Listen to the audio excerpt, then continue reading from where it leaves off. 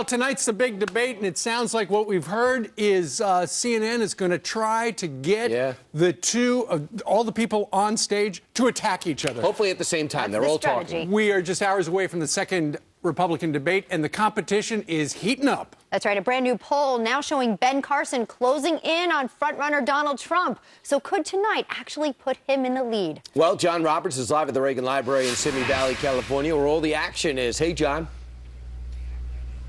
Hey, good morning to you, Brian, Elizabeth, and Steve. Yeah, everybody's going to be looking for some sort of breakout moment tonight. For the very first time, literally since he declared his candidacy, Donald Trump has got some real competition. Take a look at the numbers in this new New York Times CBS News poll. Donald Trump now at 27%. That's a nice bump, up 3 points from where he was in August. But look at Ben Carson, up 17 points from 6% now to 23%.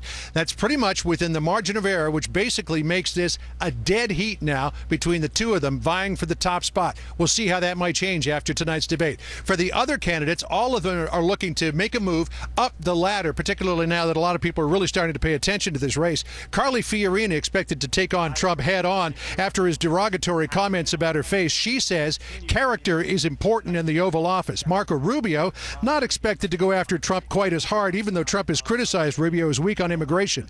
Rubio and Fiorina both appeared with Megyn Kelly last night. Let's listen. I believe is that character is revealed over time and under pressure.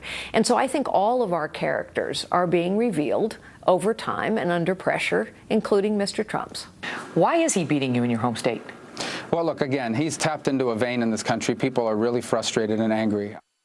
Well, he gave a little bit of a Rubio has criticized Donald Trump in the past, though, particularly over his comments about John McCain. Rubio has also said Trump can't be the nominee because he doesn't have an optimistic message. But perhaps the candidate who needs to make the biggest move tonight is Jeb Bush. His poll numbers have cratered, and while he's got the money to stay in it for the long run, he needs a standout moment tonight, guys. All right, John Roberts. Thanks, in John. Simi Valley out in California at the Ronald Reagan Library.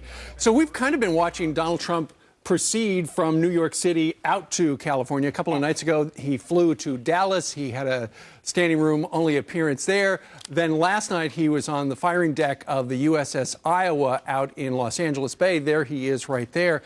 And it's interesting. He had a military speech. He talked for about 15 minutes. He did get the endorsement of Veterans for a Strong America. And here he is talking about his opponents, the military, and Mrs. Clinton. I'm fighting some very nice people, very nice, even though I'm leading in the polls. But they're very nice people.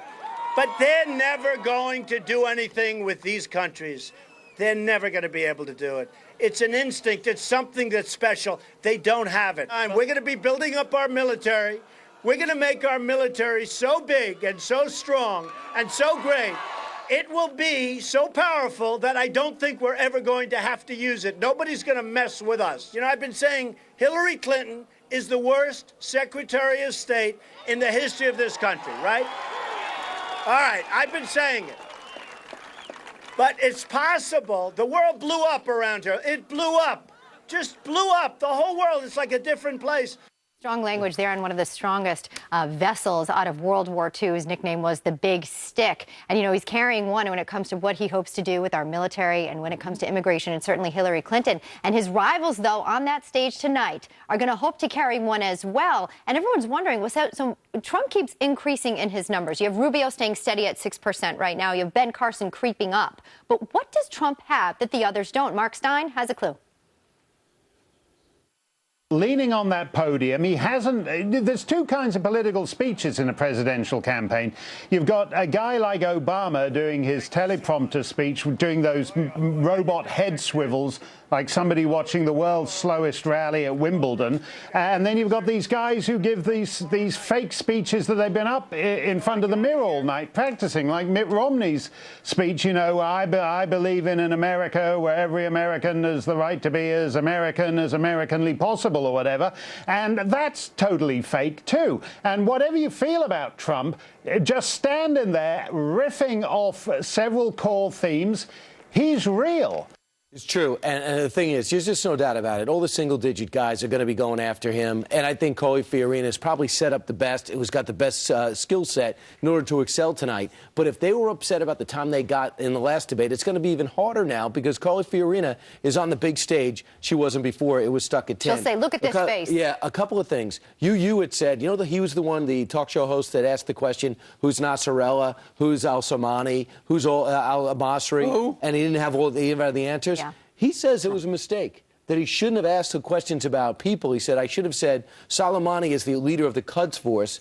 If he gets billions of dollars, now that the sanctions are free, what would he do with it? So he's not going to look to get you. It's about big ideas and what he would do in situations. But he's not going to look to go back to some of those things that make moderators look great and don't make candidates look great. Well, it does sound as if the moderators at CNN are planning to get the candidates to attack each other in some form or another. We asked you what you wanted to see. Bridget said this on Facebook.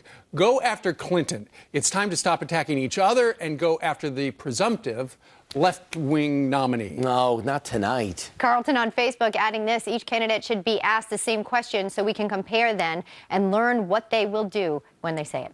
Our eyes would roll. We'd pass out. 11 people answering the same question. It would take a while. Rand Paul said, I think Donald Trump, deserves both barrels. And a Bush advisor says, tonight, Mr. Trump is going to see what low energy really looks like. Well, I mean, is that Jeb Bush's game, or is he playing into Donald Trump's strength? They got 3 hours tonight to prove their coverage points. right here on Fox News. You can have Bill O'Reilly, then Megyn Kelly and Sean Hannity bringing all the evaluation your way. You're not going to want to miss that. And stay up all night and watch us. Don't tell me I was so tired watching Sean Hannity I couldn't get up for your show the next day. That's not going to fly. We're counting on you. Exactly. Right here. That's in the yes, morning. I'm reprimanding you. Know who else is counting on you? Heather Nauert. Unless you have a doctor's note, right? Yeah, All right. I'll take that. Absolutely.